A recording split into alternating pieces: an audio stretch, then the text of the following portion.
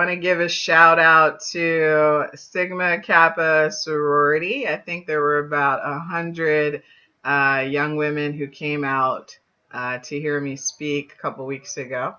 Had a great time in Washington, D.C. The ladies brought up some really interesting questions about being in some of the positions that I was in.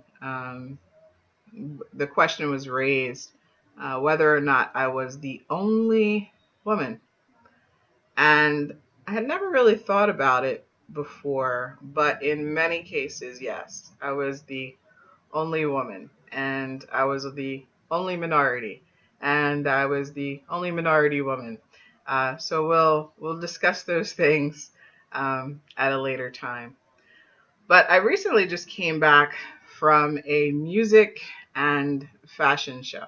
And yes, we will continue the story of my journey in plus size modeling. But as I said, we're going to do things a little bit differently this year and share some mixtures of television and some other experiences. So at this event, I was kind of reminded of a story that I think will be beneficial to many people, especially young people who are working their way up in both the television and entertainment and media industries, although those industries are changing drastically. So once again, as a freshman at the George Washington University in DC, as I explained, a lot of times I was doing a couple things at the same time. So yes, I was going to a 4-year university. I was also a plus size model. And also I was interning at television stations. So one of the places I was interning was a place called WRC-News 4, the NBC affiliate in Washington, D.C. And the first department that I started in as a freshman was the sports department. And I worked with the George Michael sports machine. And yes, worked with George Michael himself. It was interesting because as a freshman, I had graduated a year early from high school. So I was literally turning, I think, 17, 18 years old. So I was pretty young. Why is that significant? Because usually in college, internships don't start till like your junior or senior year. So I was extremely fortunate to get such a prestigious internship as a freshman, as a 17, 18-year-old freshman in college. And yes, I was the only female intern, I think, at that time in sports. But I was working with a woman who was, I think, working in promotions. In any case, the funny part was, which I'll get more into, some of the incredible experiences that I had at the sports machine. But one thing that was very funny was that they had 3 months, internship is usually a semester. So at that time, I think it was for the summertime, 3 months worth of work for the intern. And I didn't know this at the time, that that's what they had created. And I was just doing my work. So the 3 months of work that they had for the intern, which was really comprised of, like organizing tapes, doing kind of administrative tasks, I completed in 3 weeks. And I told this story to the young ladies at the Sigma Kappa sorority. So what ended up happening, the management kind of looked at each other like, well, what else do we give her to do?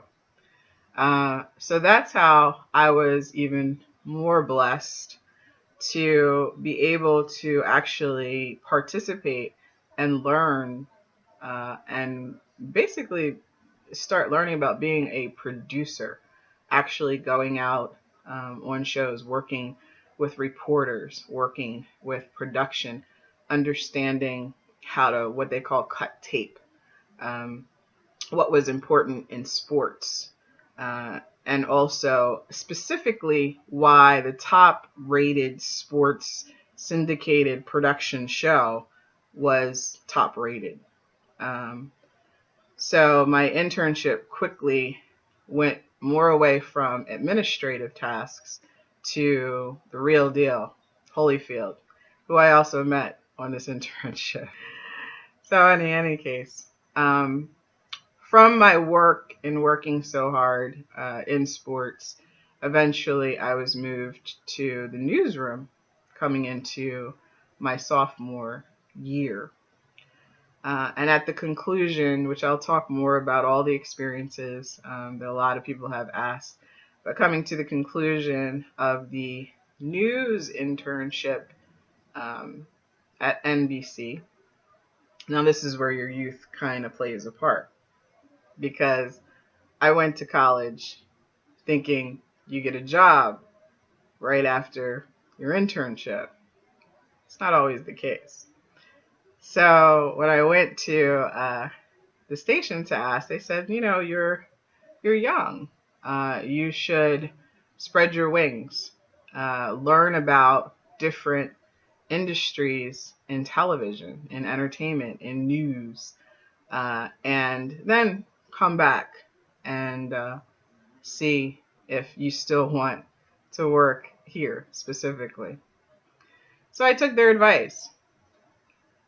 There was a music station, a radio station that was housed in the same building as WRC News. That station, I believe, was WKYS-FM, which at the time, I think, was R&B kind of moving into hip hop, but not completely hip hop. There was still kind of a half and half going on during that time. Again, this was before the internet, so resources and things were a little bit different. So I went downstairs to the receptionist desk and I asked for an application for an internship. And there was a very attractive young woman at the receptionist desk. And she said, "Hold on for a second." And she went back. She came back and she said, "We don't have any applications." I said, "Okay. Is your human resource person here? Can I speak with them?" So she went back in the back and she came back and she said, "They're not here right now." I said, "Okay, well, can I have the news director or general manager, since this is radio, it's a little bit different than television, basically the person who deals with like news in radio. Could I have their contact information?" Again, this is before the internet, so we weren't asking for emails, we were actually asking for telephone numbers, etc. So the receptionist looks at me and she says, "Hold on for a second." She looks around. "I don't have that information right now." Okay. So I said, "Well, I'll leave my resume and I will check back with you." And she smiled and said, "Thank you." So I went back upstairs and I spoke with the gentleman who had suggested I kind of spread my wings.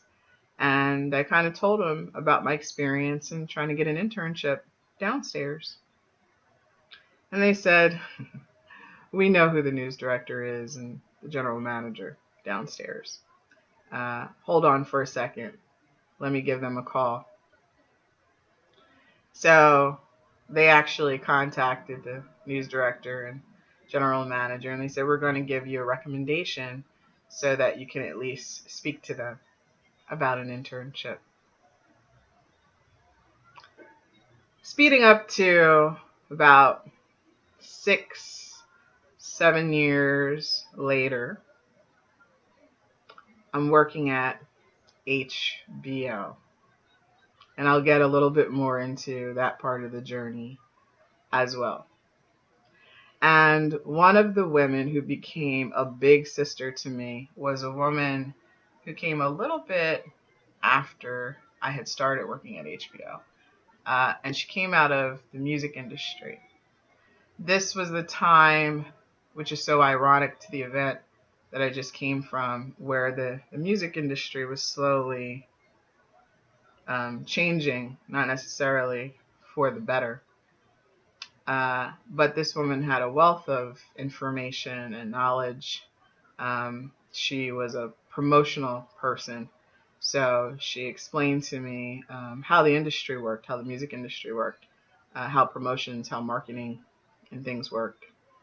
I shared with you in one of the other clips about photography as a plus model and just as a model, and telling young women that it's really up to you whether you want to pose nude or not, that those propositions will always be there, but it's really up to you on what you want to do, and don't let anyone tell you otherwise. One of the people who was influential in this, not as a freshman in college from my first experience, but now I am a woman working for HBO. I get another opportunity in plus size modeling to be part of a Cuban exhibit. And they were doing something unique at that time with graphics. And they wanted me to pose nude for this exhibit that was going to be in Cuba with graphics. And I declined. And one of the people that I spoke to about was this woman who was in the music and entertainment industry. And she said to me, "Little Miss CNN, you can't pose nude for fashion." And I chuckled and I said, well, not that I was planning to, but why not? And this woman had actually worked for Vanessa Williams. And it's so ironic that this year we have validated Vanessa Williams as a true outstanding woman and former Miss America. But at this time, coming from a PR marketing person, she was cautioning me to some of the pitfalls of the choices that women make in the entertainment industry. And she said, "Do you know why Vanessa Williams has never had top billing?" So what do you mean? She's been in movies, she's had hit records. She said with all of her talent, she and her uniqueness, she should have an exceptional career. Just not a good career, but an exceptional career. But that there had been pitfalls and things that had prevented her based on posing nude for the magazine at that time. So she said, think about that for a second. A couple weeks later, she said she was so excited because one of her friends was coming in from Washington, D.C. And she had been talking about this girl for years, like the couple years that we were working together. I was at HBO for quite some time, off and on. So she said, you gotta meet her. She is like my best friend. You guys are going to get along, yada, yada, yada. So I said, sure. So she comes back and she said, she's looking for a job because this music industry is hitting all sectors. Okay. She's coming up here to interview with Playboy magazine in the journalism department. So my same friend who cautioned me about posing nude had a friend who was about to be a journalist for a nude publication. And because of her standing and her PR knowledge at that point was uncomfortable yet again with her friend being a journalist for Playboy magazine and her career tracking. So she said, please, talk to her about some of your experiences, share, and if you can, share some contacts or, anything that might assist. I said, sure. We're all sisters in the game, in the television entertainment game, of course. So this woman comes in, attractive. She sits down.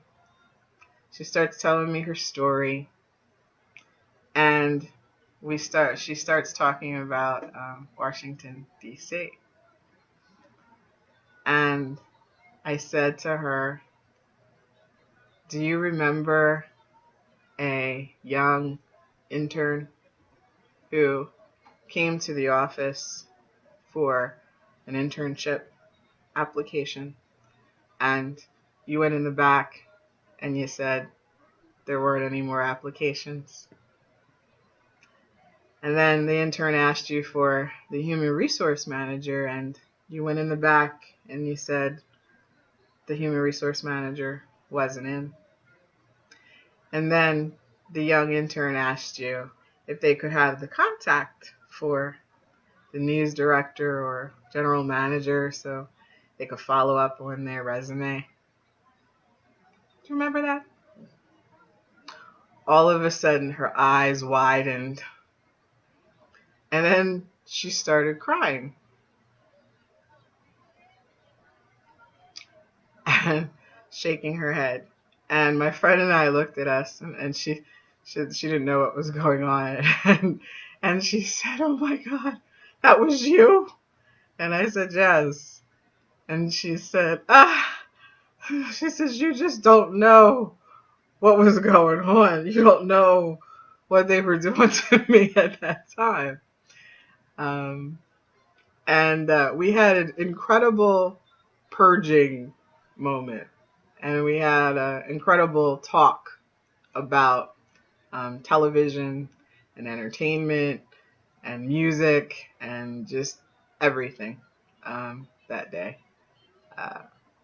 So the moral of the story is, for young women especially, and women in any industry, you're constantly dividing, you're constantly competing, but you think because you might have a position today that opportunity will always be there. And that's not always the truth. The same people you meet on your way up are the same people that you end up meeting on your way down. So it is very important to, yes, it's tough. And yes, you want to reserve your position, but always, always try to remain a class act, because you never know what's around the corner. So, next month, March, which is my birthday month, I will be appearing in Philadelphia, Alabama, Washington, D.C., and New York. Check out my Twitter at Erica Collins or SWH-WASH-DC or at Sexy and Wealthy NYC. Hope to see you there soon.